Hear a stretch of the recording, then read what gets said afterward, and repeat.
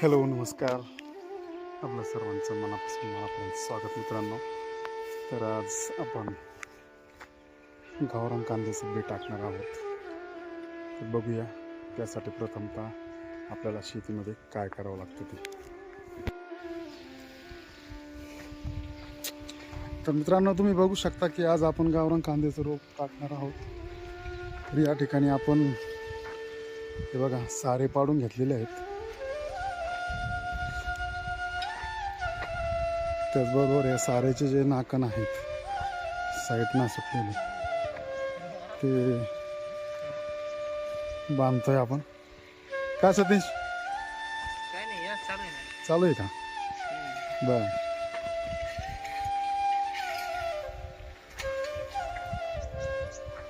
तर चला बघू मित्रांनो, आता आपण पुढं बी टाकणार आहे. बी टाकण्यासाठी काय काय प्रोसेस करायची,